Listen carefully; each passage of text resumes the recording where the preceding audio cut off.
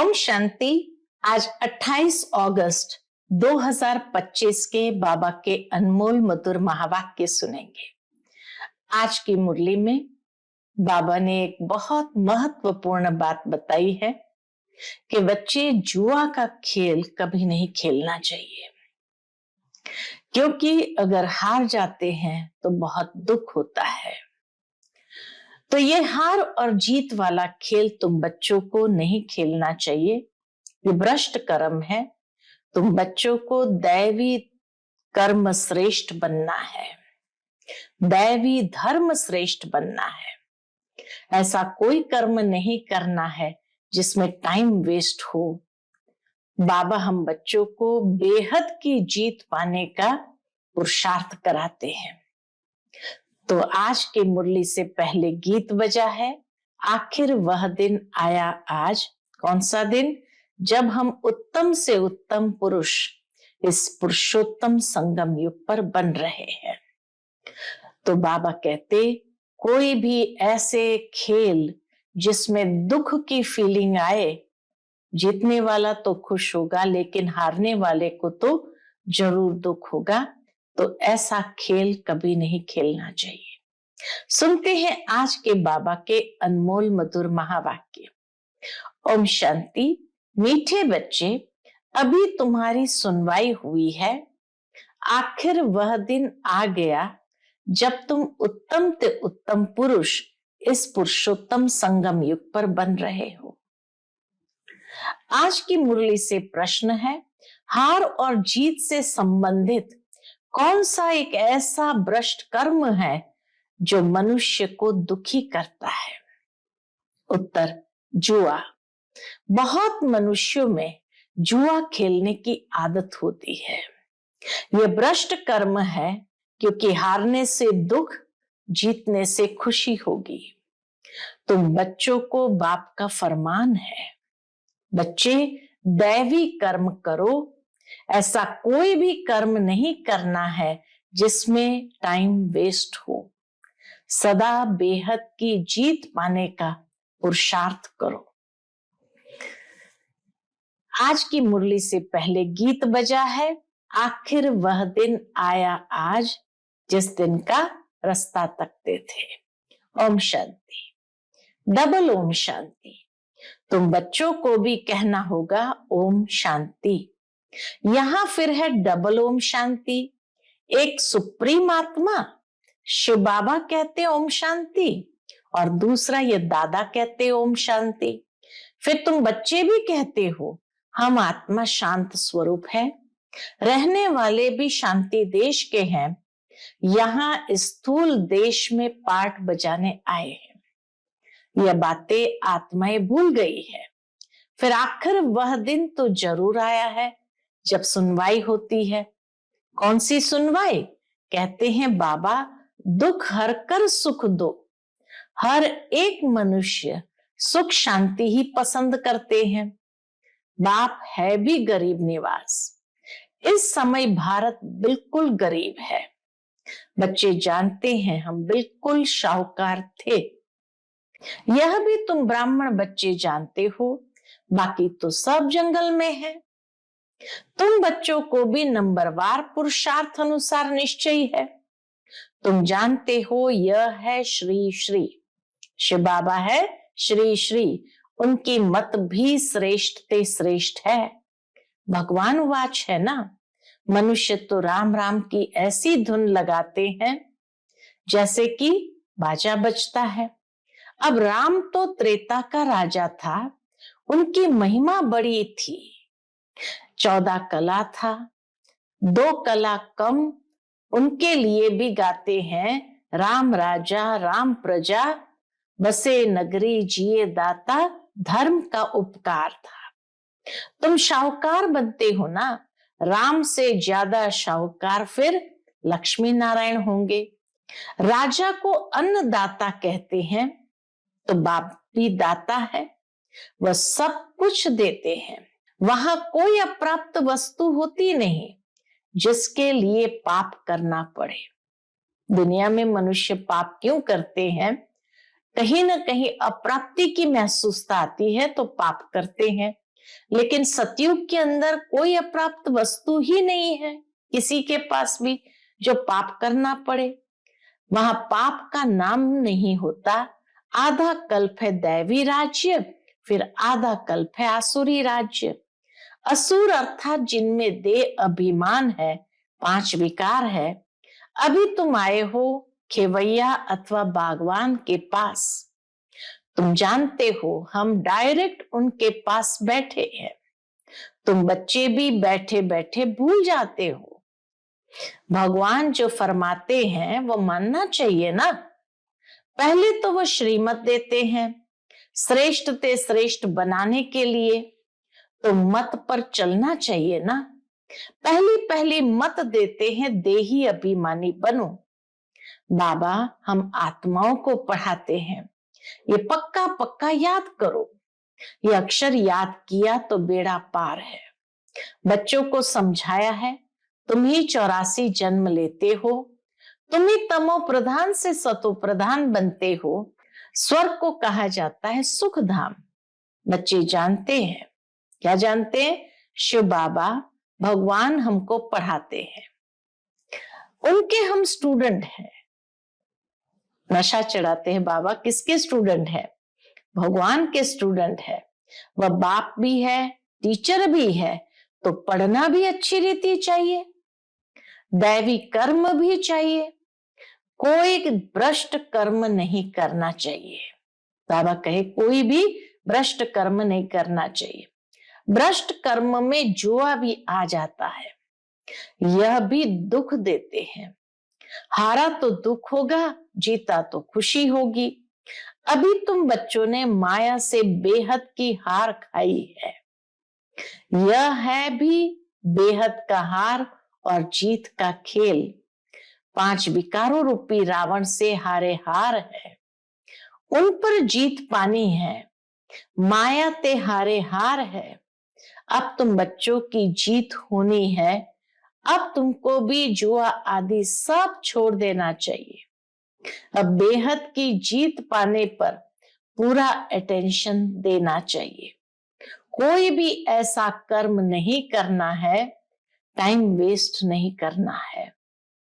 बेहद की जीत पाने के लिए पुरुषार्थ करना है। कराने वाला बाप समर्थ है, पुरुषार्थ कराने वाला बाप समर्थ है। वह है सर्वशक्तिमान। यह भी समझाया है सिर्फ बाप सर्वशक्तिमान नहीं है, रावण भी सर्वशक्तिमान है। आधा कल्प रावण राज्य, आधा कल्प राम राज्य चलता है। अभी तुम रावण पर जीत पाते हो। अब वह हद की बातें छोड़ बेहद में लग जाना है। खेवैया आया है, आखिर वह दिन आया तो है ना। पुकार की सुनवाई होती है ऊंच ते ऊंच बाप के पास। पुकार की सुनवाई होती है किसके पास? ऊंच ते ऊंच बाप के पास। बाप कहते बच्चे तुमने आधा कल बहुत धक्के खाए हैं, पतित बने हो। पावन भारत शिवालय था, तुम शिवालय में रहते थे। अभी तुम विष आलय में हो। तुम शिवालय में रहने वालों को पूछते हो यहाँ इन अनेक धर्मों का कितना घमसान है। वह सदगति देने वाले गुरु भी नहीं है। सदगति ज्ञान से ही होती है। कहते ना सदगति ज्ञान से ही होती है। सर्व का सदगति दाता ज्ञान सागर बाप ही है। यह अक्षर अच्छी रीति नोट करो। बहुत है जो यहां सुनकर बाहर गए तो यहां की यहां रह जाती है, याद नहीं आती है। जैसे गर्भ जेल में कहते हैं हम पाप नहीं करेंगे, बाहर निकले बस वहां की वहां रही। थोड़ा बड़ा हुआ पाप करने लग पड़ते, काम कटारी चलाते हैं। सतयुग में तो गर्भ भी महल रहता है, तो बाप बैठ समझाते हैं आखिर वह दिन आया आज। कौन सा दिन? पुरुषोत्तम संगम युग का, जिसका कोई को पता नहीं है। बच्चे फील करते हैं हम पुरुषोत्तम बन रहे हैं। बाबा कहे बच्चे फील करते हैं हम पुरुषोत्तम बनते हैं। उत्तम ते उत्तम पुरुष हम ही थे, श्रेष्ठ ते श्रेष्ठ धर्म था, कर्म भी श्रेष्ठ ते श्रेष्ठ थे। रावण राज्य में नहीं होता।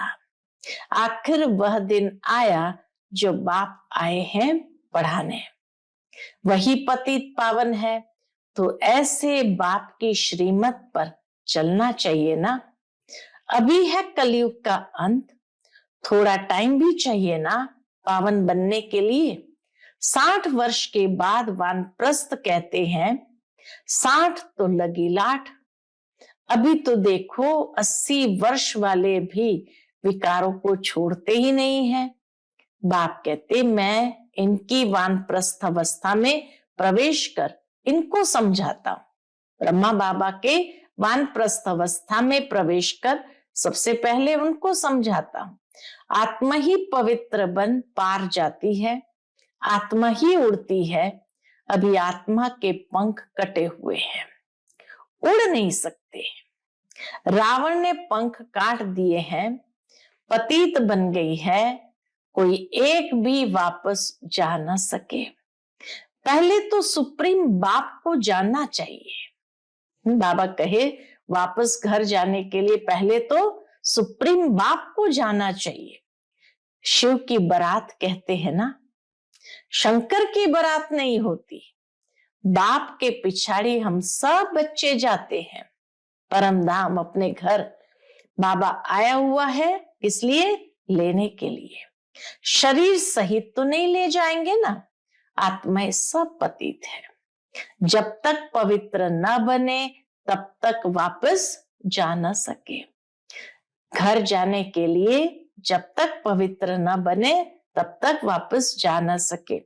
प्यूरिटी थी तो पीस और प्रॉस्पेरिटी थी। यही भारत नया सो पुराना बनता है। कहते हैं जमुना के कंठे पर परिस्तान था। बाबा कहते हैं तुम काम चिता पर बैठ क्या हो गए, कब्रिस्तानी बन पड़े हो। फिर तुमको परिस्तानी बनाते, फिर बाबा आकर हमको परिस्तानी बनाते। श्री कृष्ण को श्याम सुंदर कहते हैं क्यों? किसकी भी बुद्धि में नहीं होगा, नाम तो अच्छा है ना। राधे और कृष्ण यह है न्यू ब्लड के प्रिंस प्रिंसेस, नई दुनिया के ये प्रिंस प्रिंसेस। बाप कहते काम चिता पर बैठने से आयरन एज में है, गाया हुआ भी है। सागर के बच्चे काम चिता पर जल मरे। अब बाप सब पर ज्ञान वर्षा करते हैं, फिर सब चले जाएंगे कहां? गोल्डन एज में। अभी है संगम युग। तुमको अविनाशी ज्ञान रत्नों का दान मिलता है, जिससे तुम शाहूकार बनते हो।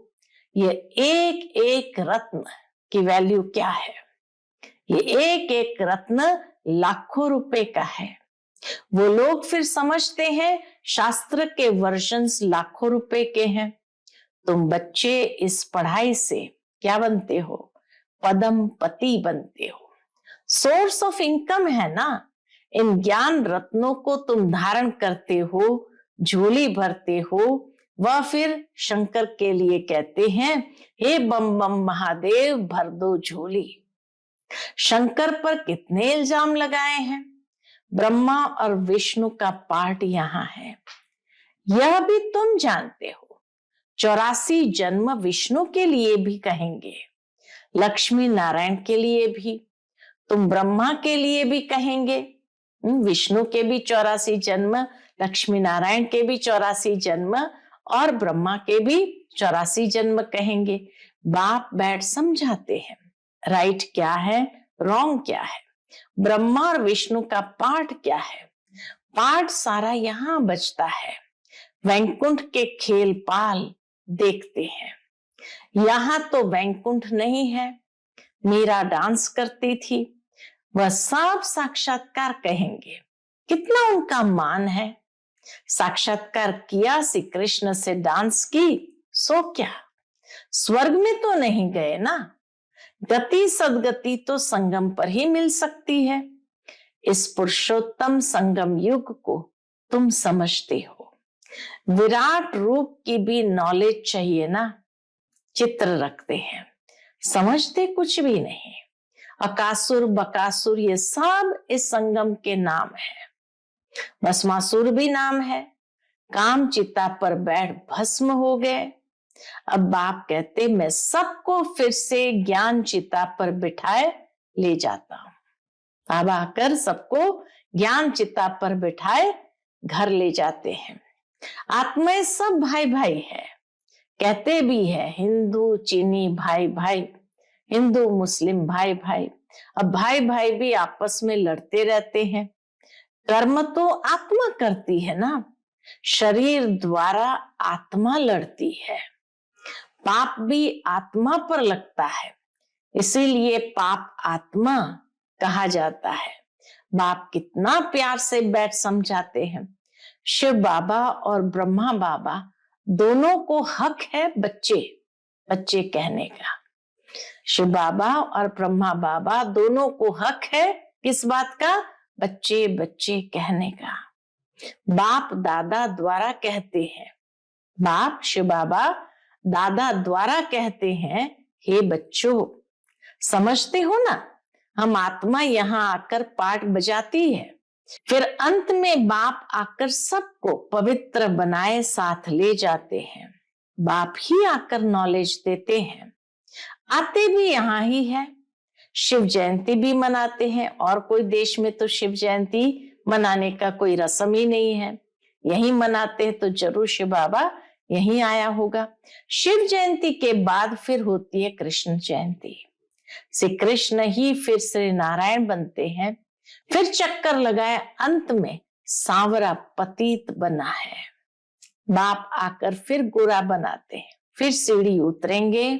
ये 84 जन्मों का हिसाब और कोई की बुद्धि में नहीं होगा। ये जो हिसाब बाबा ने समझाया, बाबा कहते और किसी की बुद्धि में ये हिसाब नहीं होगा। बाप ही बच्चों को समझाते हैं। गीत भी सुना, आखिरन भक्तों की सुनवाई होती है। बुलाते भी है, हे भगवान आकर हमको भक्ति का फल दो। भक्ति फल नहीं देती, भगवान आकर फल देता है। कितनी सुंदर बात बताई कि मनुष्य कहते हे प्रभु हमें भक्ति का फल दो, तो बाबा कहते भक्ति फल नहीं देती है, फल भगवान देता है। बहुत महिमा तुमने की है, पहले पहले तुमने ही शिव की भक्ति की। जो अच्छी रीति इन बातों को समझेंगे, तुम फील करेंगे वह हमारे कुल का है।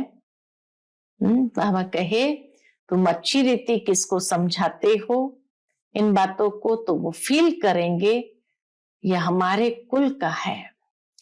किसकी बुद्धि में ठहरता नहीं है तो समझो भक्ति बहुत नहीं की है, पीछे आया है। यहां भी पहले नहीं आएंगे, ये हिसाब है। जिसने बहुत भक्ति की है उनको बहुत फल मिलेगा, थोड़ी भक्ति थोड़ा फल।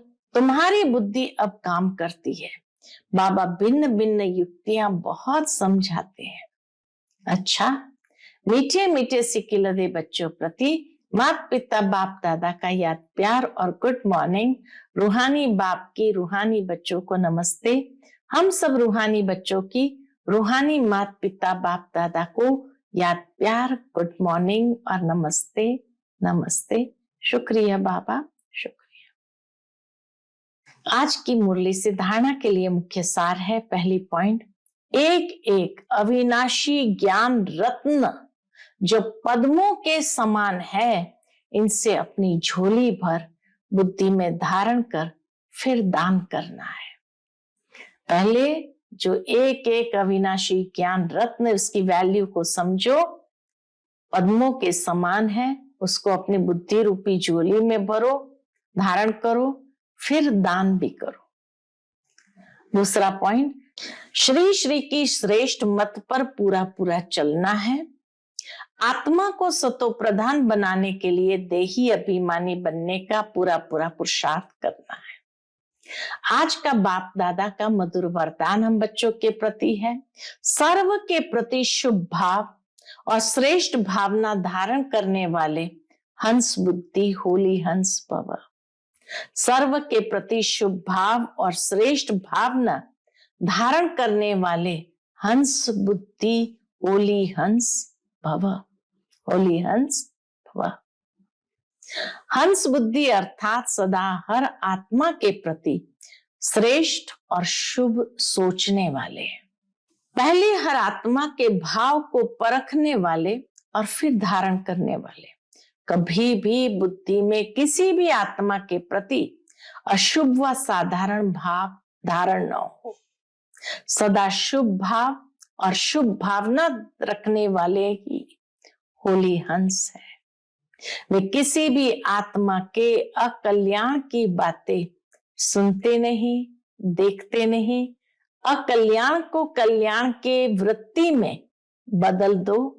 उनकी दृष्टि हर आत्मा के प्रति श्रेष्ठ शुद्ध स्नेह की होगी।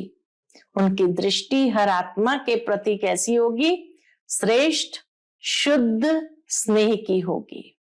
आज का स्लोगन है, प्रेम से भरपूर ऐसी गंगा बनो जो आपसे प्यार का सागर बाप दिखाई दे। प्रेम से भरपूर ऐसी गंगा बनो जो आपसे प्यार का सागर बाप दिखाई दे।